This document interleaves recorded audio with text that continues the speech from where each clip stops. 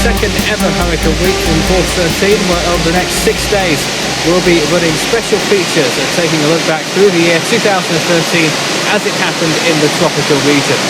So far this year we've had 83 tropical storms worldwide, of which 35 reached hurricane status and 16 reached a major hurricane intensity or its local equivalent. Of these, 39 made landfall, the most of which occurring in Mexico, where 9 separate storms made landfall in that country on either side of the continent.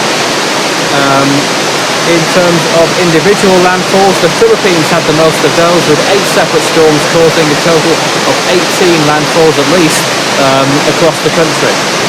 The strongest storm worldwide this year was Super Typhoon Haiyan, which reached sustained winds of a staggering 195 miles per hour, 310 kilometers per hour, and bottomed out with a central pressure of 895 millibars, and possibly even lower than that. But before we begin properly, let us spare a thought for those who lost possessions, property, or even people they held dear throughout this year, because as we know, these storms may be beautiful and fascinating, but they can also be devastating and deadly. Now, you may remember last year's Hurricane Week, which went through the top 100 recorded cyclones around the world. For those of you who enjoyed it last year, I'm pretty sure you'll find this year's Hurricane Week even better. This year the main feature that I'll be doing is covering each nation and region that is prone to tropical cyclone activity. Now, it was originally intended that all tropical regions in the world will be covered, but due to time constraints this was scaled back to cover the northern hemisphere only at this time. However, those of you viewing from south of the equator, don't worry, you haven't been forgotten. There will be a feature covering the southern hemisphere in this format, which should be airing in March or April 2014.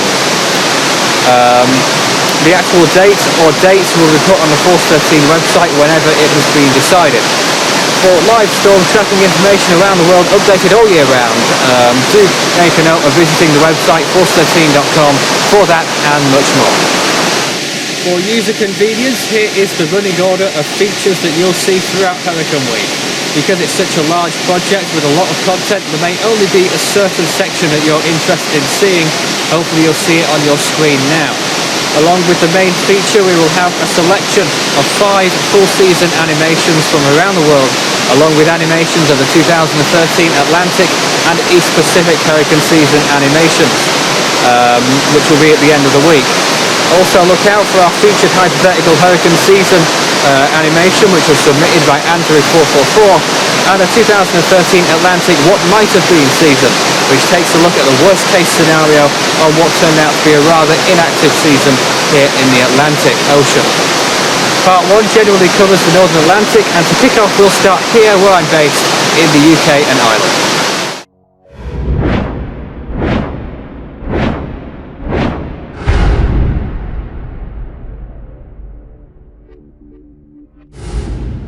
Situated in the far northeastern Atlantic Ocean, the United Kingdom and Ireland form the British Isles, and with an average summer sea surface temperature of around 15 to 18 degrees Celsius, around 59 to 64 degrees Fahrenheit, it's an exceedingly rare occasion that a tropical system ever threatens this region.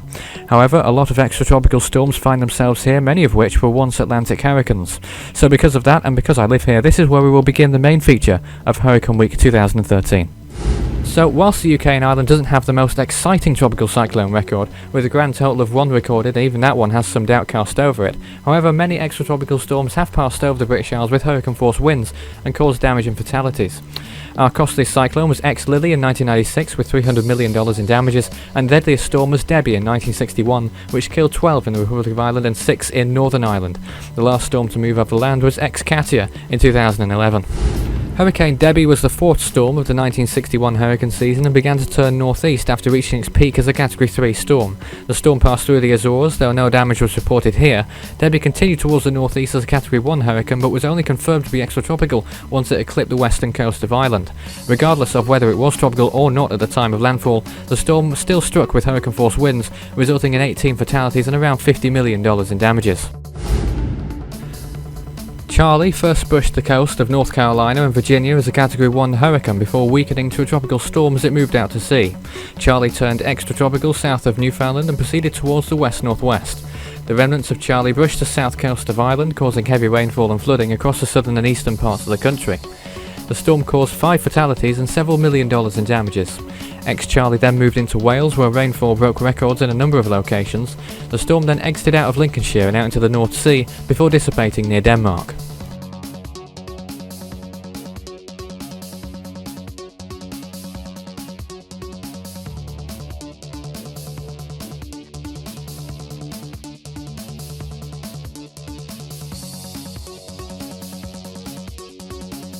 The Great Storm of 1987 first formed in the Western Atlantic and headed northeastwards out to sea and towards Europe.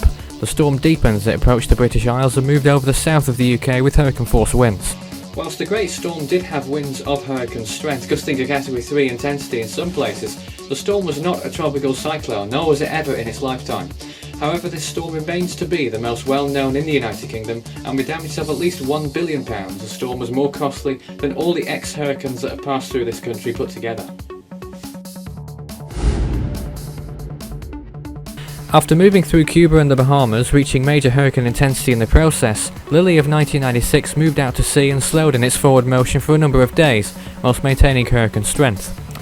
After briefly reaching a secondary peak as a Category 2 storm out in the north-central Atlantic, Lily then weakened to a tropical storm and turned post-tropical north of the Azores. Lily made landfall as a post-tropical storm in Ireland and crossed the Irish Sea, moving over the Isle of Man and then Cumbria. The main damages occurred from high waves, as high as 40 feet at sea and 15 feet along the coast. This and heavy rains contributed to 2 direct fatalities and $300 million in damages.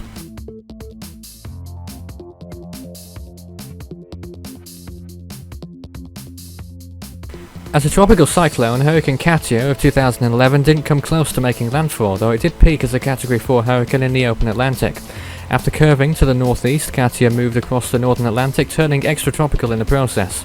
Katia eventually made landfall in the Outer Hebrides and then the very northern tip of mainland Scotland. The storm caused wind gusts of Category 2 hurricane force, and strong winds resulted in fallen trees and damages of £100 million.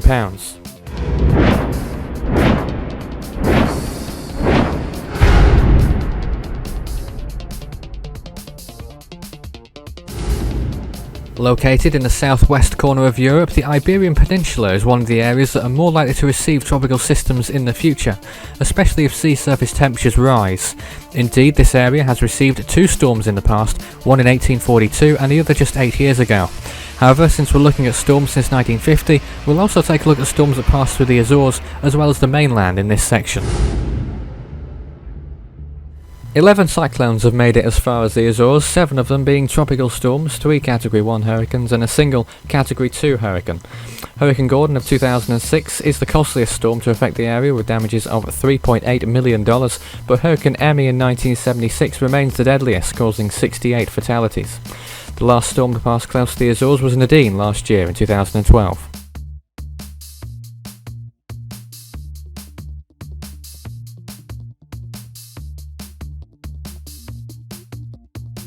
Hurricane Emmy was the 5th storm of the 1976 season and changed its direction more than once out in the open Atlantic.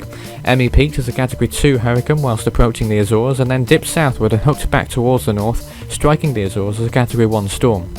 Whilst no damage occurred on the islands, Emmy's fatalities were the result of a plane which crashed whilst trying to land in hurricane conditions.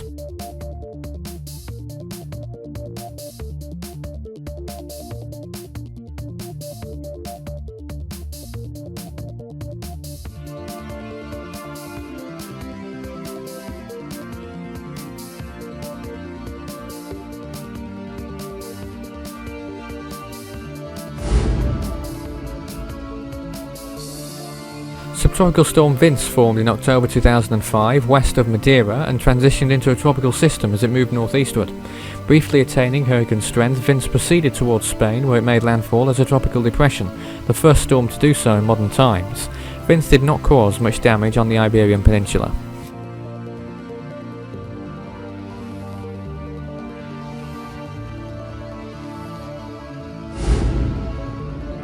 Hurricane Gordon peaked as a Category 3 storm in the central Atlantic and attained a secondary peak as a Category 2 hurricane whilst en route to the Azores.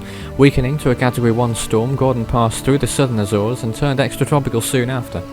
Gordon didn't cause significant damage in the Azores, but the Iberian Peninsula fared worse from the extratropical version of the storm. The storm caused power outages and falling trees, resulting in 5 injuries. Gordon also went on to affect the British Isles, as you can see there, extratropical storm Gordon affecting the British Isles at the end of that loop.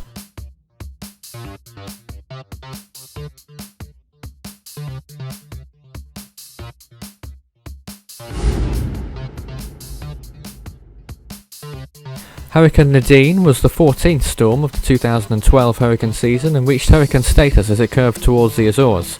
Nadine made a close approach on September the 18th as a tropical storm before she curved away towards the south, eventually turning post-tropical. However, Nadine regenerated far to the west of the Canary Islands and proceeded westwards, curving northwards and then dipping south before curving back towards the northwest and re-attaining hurricane status. At this point, Nadine reached its peak intensity before beginning to weaken again as it curved back towards the south and then east. Nadine finally turned post-tropical for the final time just before moving through the Azores.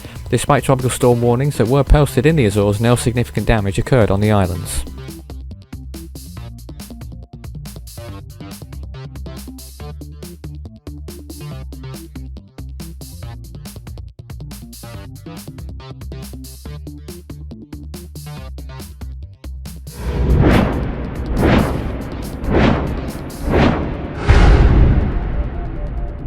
Now to the Atlantic coast of Canada, particularly Nova Scotia and Newfoundland, as these areas receive most of Canada's tropical cyclone impacts.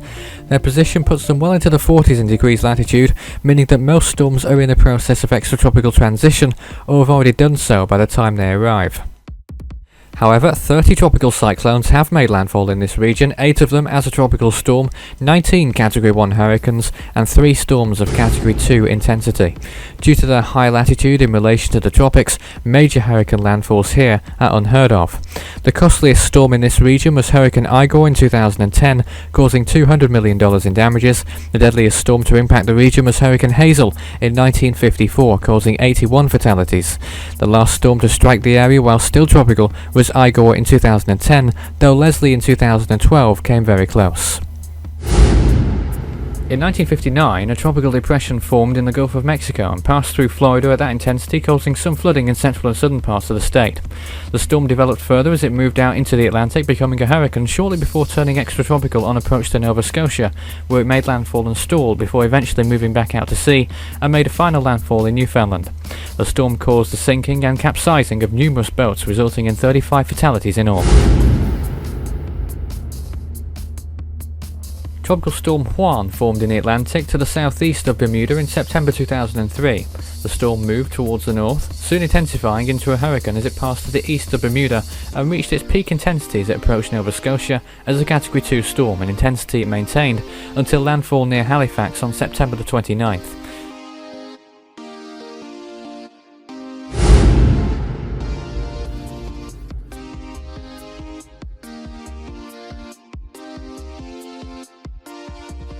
The storm caused winds gusting up to major hurricane strength over parts of Nova Scotia, resulting in 8 fatalities and $200 million in damages.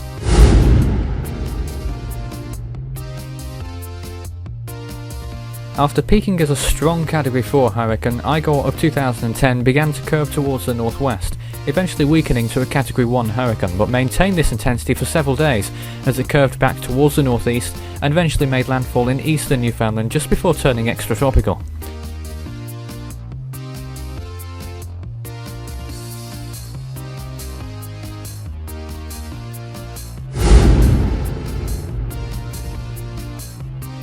Igor was a large storm when it made landfall and caused heavy rain over most of the island, which resulted in flooding severe enough in some areas to wash out roads, bridges and structures. The storm caused a single fatality in Canada and $200 million in damages in total.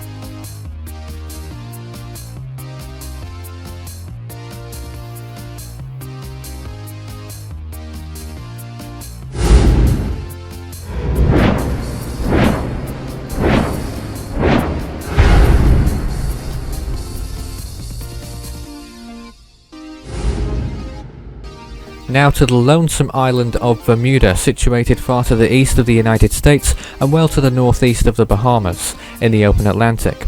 Many strong hurricanes recurve out to sea, though sometimes that's not great news for the British overseas territory.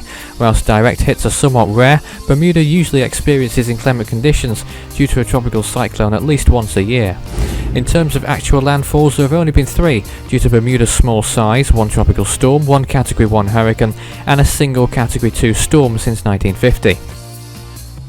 The costliest storm to impact Bermuda was Hurricane Fabian in 2003, causing damages of $300 million, which was also the deadliest cyclone too for Bermuda, with 4 fatalities. The last storm to affect Bermuda was Tropical Storm Gabrielle this year. After passing through the Lesser Antilles as a tropical storm, Emily attained hurricane intensity and quickly intensified further before making landfall in the Dominican Republic as a Category 3 storm, resulting in 2 fatalities. Emily then passed by the Turks and Caicos Islands and the southeastern Bahamas, where strong tropical storm conditions were recorded. Emily eventually re-attained hurricane intensity and passed directly over Bermuda as a Category 1 storm with sustained winds of 85 miles per hour. Whilst no fatalities resulted, Emily still caused $50 million in damages across the island, with severe damage to some buildings and a number of vehicles destroyed.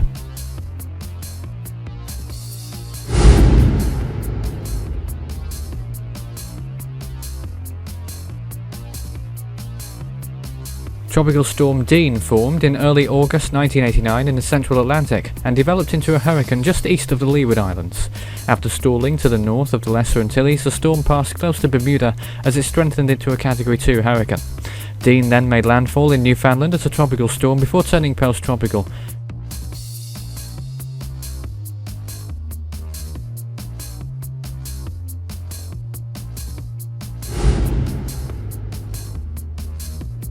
Hurricane Dean caused moderate damage in Bermuda with damages of $9 million.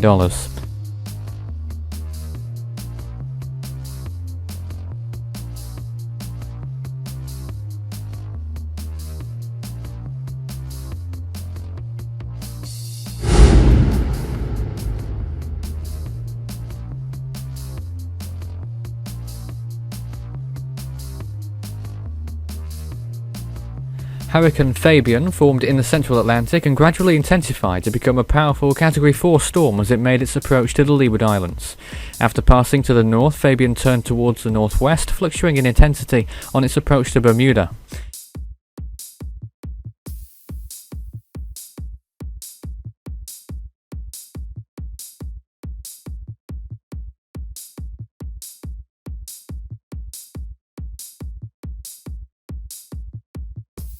The eye wall of the hurricane passed over Bermuda whilst Fabian was still a strong Category 3 storm with winds of 120 miles per hour, resulting in 4 fatalities, a further 9 injuries, and $300 million in damages.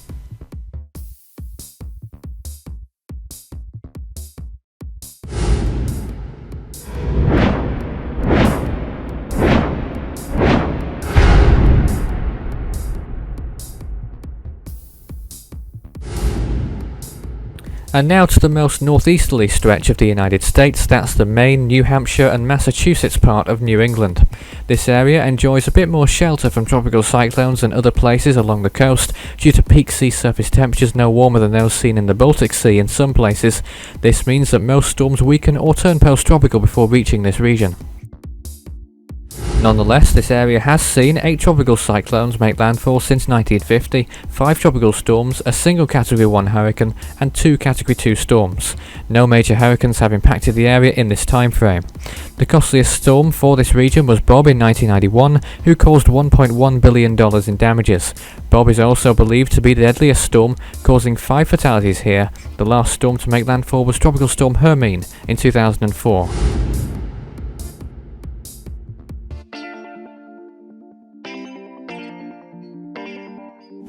Hurricane Esther formed in the tropical eastern Atlantic and became a major hurricane halfway between Africa and North America. The storm continued to intensify and maintained Category 4 intensity for a number of days as it passed Bermuda and approached the United States east coast. The storm finally weakened to the east of Delaware and Esther slowed down and turned eastward just off the coast of Massachusetts. Quickly weakening to a tropical storm, Esther then looped out to sea, coming back to skirt the east coast of Massachusetts before making landfall in Maine as a tropical storm.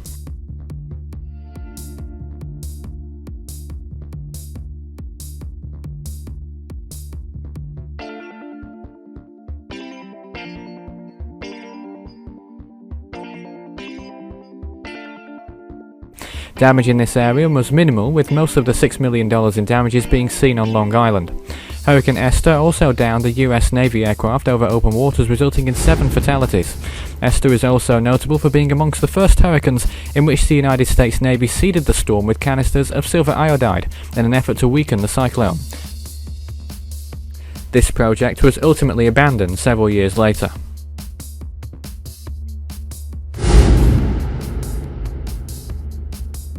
Hurricane Bob formed near the Bahamas and intensified into a hurricane as it moved north of the islands. The storm quickly reached Category 3 intensity whilst east of the Outer Banks of North Carolina and continued towards a landfall in Massachusetts as a Category 2 storm, resulting in over $1 billion of damage in that state alone and nearly $500 million in its surrounding states. Bob caused a total of 15 fatalities along its path.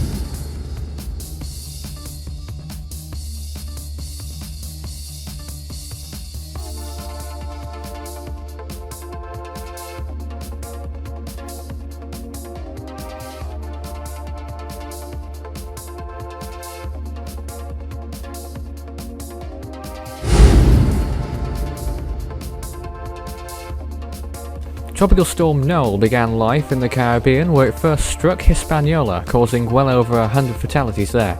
Noel then moved over Cuba before moving out over the Bahamas, causing significant beach erosion to parts of southern Florida. Noel attained hurricane intensity as it left for open waters, and a day later became extratropical as it continued northeastwards. As an extratropical cyclone, Noel passed not too far from Cape Cod before making landfall in Nova Scotia.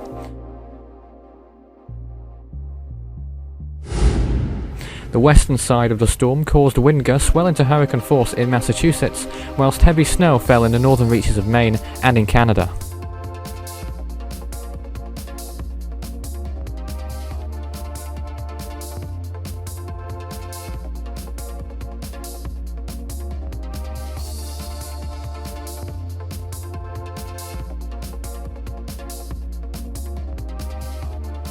More recently, both hurricanes Irene and Sandy have caused problems to this region. Irene made at least 3 landfalls in the United States before arriving in New England, and then the storm turned post-tropical well inland. Strong winds and flooding resulted in this region, the worst in over 70 years in some places. At least $200 million in damages were wrought across New England, not including Rhode Island or Connecticut, where widespread flooding and power outages also occurred in that region. Hurricane Sandy made landfall further south and moved inland. However, the storm still caused over $23 million in damages across this region and caused a single fatality. Wind damage was the primary factor here, with widespread power outages and fallen trees due to wind gusts near or at hurricane strength.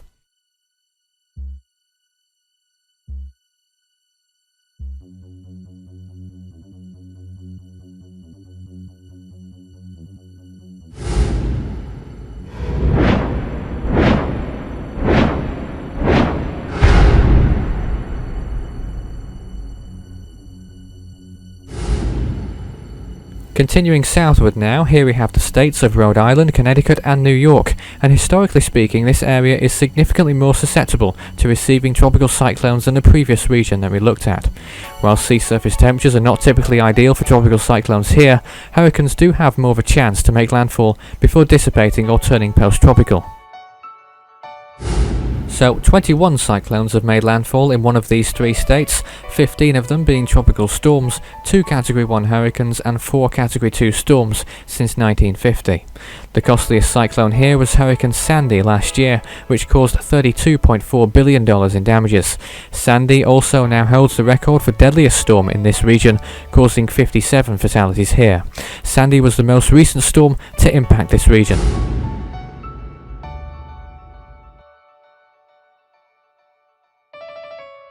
Tropical storm Diane formed in the central Atlantic in August 1955 and continued towards the northwest, reaching hurricane intensity as it curved towards the north.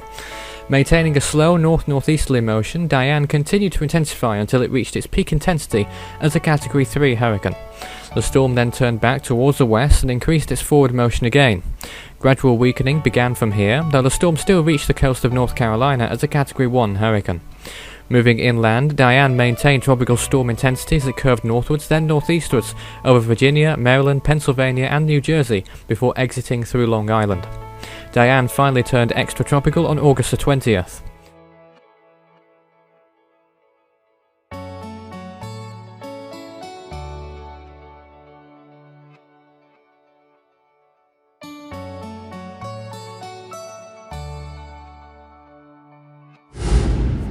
Diane caused historic amounts of flooding over New England, with major flooding also occurring further south. In all, the storm caused nearly 200 fatalities and $755 million in damages, though the indirect costs of the storm probably bumped up the figure to higher than $1 billion. In August 1976, Tropical Storm Belle formed to the east of the Bahamas and stalled for a while before moving towards the northwest, where it gained hurricane intensity. The storm then turned northwards and intensified further to its peak as a powerful Category 3 storm. Belle then began to weaken as it passed North Carolina and continued to parallel the coast until its Category 1 landfall on Long Island. Belle then continued into New England, where it dissipated.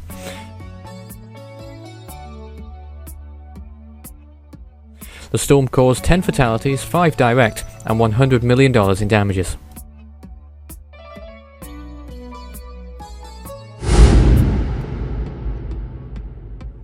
Nine years later, in September 1985, Tropical Storm Gloria formed near the Cape Verde Islands and coasted through the central Atlantic as a tropical storm. Reaching hurricane intensity on approach to the Leeward Islands, the storm turned towards the northwest and began to intensify further north of Puerto Rico. Gloria peaked as a Category 4 storm in between the Bahamas and Bermuda, and then began to weaken on approach to the United States, falling back to Category 1 strength. The storm then began to intensify once more, where it skimmed the outer banks of North Carolina as a Category 2 hurricane and then made landfalls in Long Island and Connecticut as a Category 1 storm.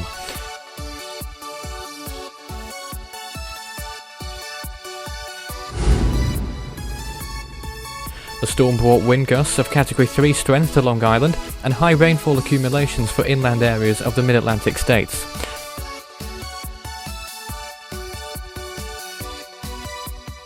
In all, Gloria caused 14 fatalities and $900 million in damages.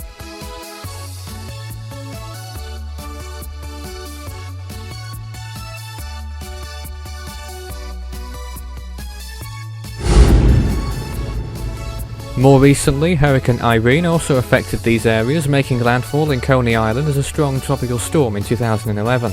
The main effects from the storm in these areas were its rainfall, which caused significant flooding and washed out a number of roads. Strong winds resulted in a number of fallen trees and power outages across this region too.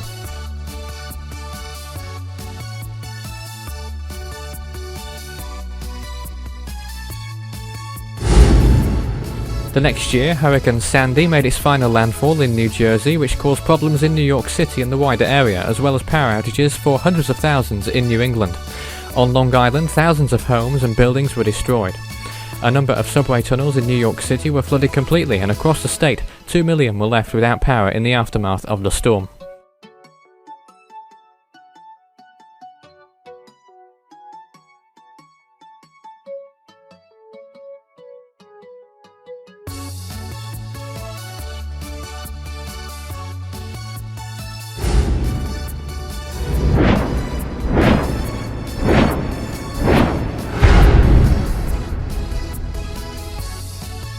Continuing on our journey down the east coast of the United States, and we arrive at the mid-Atlantic states of New Jersey, Maryland and Delaware, the latter two occupying the Delmarva Peninsula. This area is generally less likely to receive tropical cyclone landfalls due to being partly shielded by North Carolina and Virginia to its south. However, not only does this region see storms pass through that have already made landfall, but a fair number of storms that did make landfall over the years. Since 1950, these states have seen 13 tropical cyclone landfalls, 12 of them as a tropical storm, and a solitary one making landfall as a Category 1 hurricane. The costliest storm in this region was Hurricane Sandy in 2012, causing $30 billion in damages. The deadliest storm was Hurricane Agnes in 1972, who caused 71 fatalities. The last storm to make landfall here was Hurricane Sandy last year. Tropical storm Doria formed in late August 1971 north of the Bahamas after travelling through the Lesser Antilles as a tropical depression. Doria continued to curve towards the north and made landfall in North Carolina before moving on to a second landfall on the Delmarva Peninsula, and then moved on to New Jersey and passed through New York City before turning extratropical over New England. Doria caused beach erosion and winds gusting up to borderline hurricane intensity in North Carolina and Virginia. More severe conditions were experienced further north, mainly due to rainfall, with as much as 10 inches falling in parts of New Jersey. Flooding was the main factor in this region and a primary cause of the $138 million in damages. In September 1999, Hurricane Floyd struck the area after making its first landfall in North Carolina. Rainfall totals exceeded 12 inches in parts of New Jersey, Delaware and Maryland, causing significant flooding, record-breaking in some areas.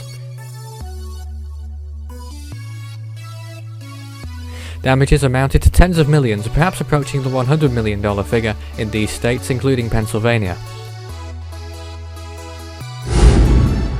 Hurricane Isabel made landfall in North Carolina as a Category 2 hurricane in September 2003, and whilst the storm passed over a very small part of western Maryland, the size of Isabel caused far-reaching effects extending into the Delmarva Peninsula, Pennsylvania and New Jersey. Significant storm surge and flooding resulted, particularly on the eastern coast of Chesapeake Bay. Washington DC was more affected by strong winds rather than flooding, and tropical storm conditions occurred as far away as New Jersey after landfall. Damages from Isabel amounted to over $1.1 billion in New Jersey, Pennsylvania, Maryland and Washington DC combined.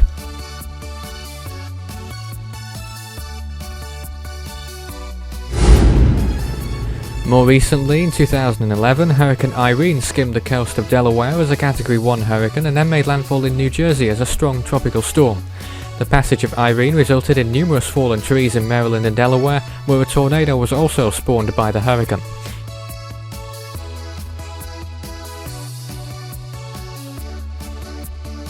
In northern parts of New Jersey, Irene caused significant flooding after some areas received over 10 inches of rainfall. Damages amounted to over $1 billion in New Jersey, mainly due to the widespread flooding that occurred, a state record that would be surpassed only a year later.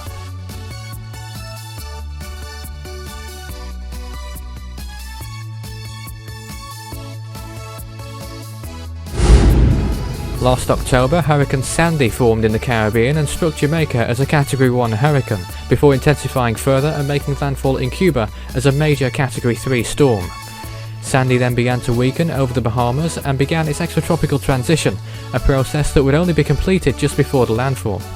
Sandy lost its hurricane status just north of the Bahamas before regaining it as it began accelerating towards the northeast. The storm then curved northwards, attained a secondary peak as a Category 2 hurricane before pushing northwestwards.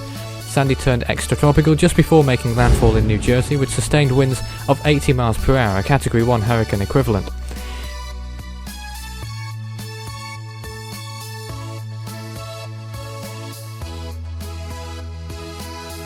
In New Jersey, where Sandy made landfall, rainfall totals exceeded 10 inches in some areas and winds gusted to 90 miles per hour. Thousands of buildings were destroyed, with tens of thousands more significantly damaged, and millions across the state and beyond were left without power for a time.